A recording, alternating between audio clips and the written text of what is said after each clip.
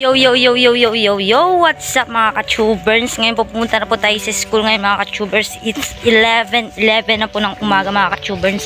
Hindi pa po tayo late pero kinakabahan kasi baka pag-alitan na naman po tayo kasi late tayo. Kasi kahapon late po tayo kasi first day of school, ginaiyak po talaga ako mga ka-tubers. Pero mga ka-tubers, bago ako pumunta sa school, meron pumasok agad na words sa utak ko, no?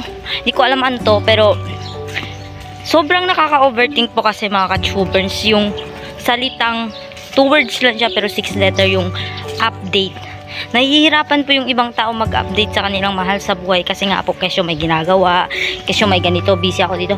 Pero hindi naman po yun nakaka-hassle yung pag-a-update. Hindi naman po yun naaabot ng mga 1 minute, 10 minutes. Inaabot lang po ito ng seconds. 10 seconds mga ka-tubers. Kaya pero hindi ko muna naiintindihan yung mga ibang tao na bakit hindi nila kayang mag-update sa mahal nila sa buhay. Kasi yung salitang update po ay pag nag-update tayo sa mga mahal natin sa buhay, ibig sabihin nire-respeto natin sila, pinapahalagaan natin sila, mahal natin sila. Kaya naman mga ka-tubers, kung tayo man ay may pupunta po tayo sa school, tayo po ay dapat mag-update sa ating mga parents, mahal sa buhay. Kasi nga po nire-respeto po natin yung kanilang pag-worry sa atin para alam po nila kung tayo po ay nakapunta sa school ng maayos.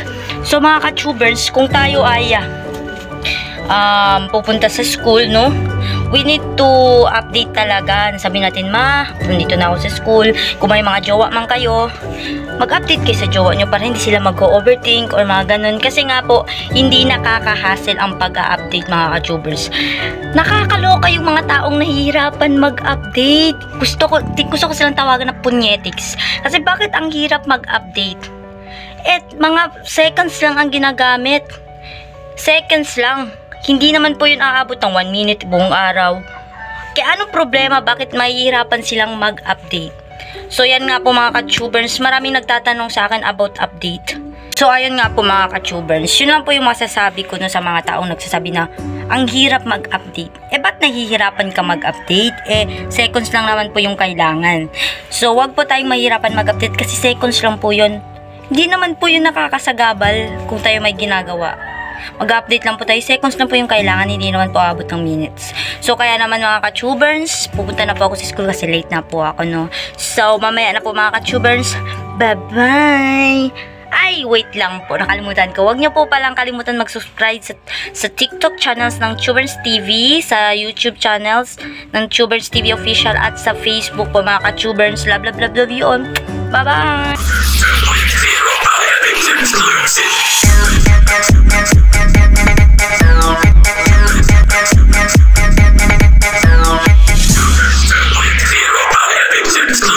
What's up mga ka-tubers? Uwian na po namin ngayon mga ka-tubers at nakita nyo naman po ito yung dalawang kasama ko. Say hi naman guys! Hi!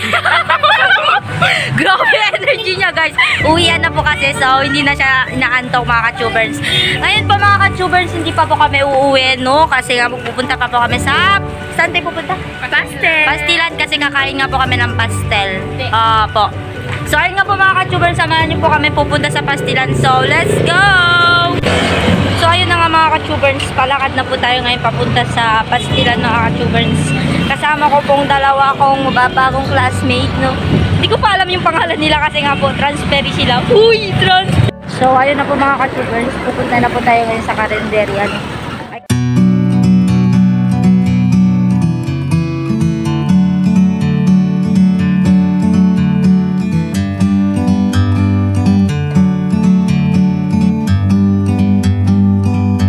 Like a bird on a tree,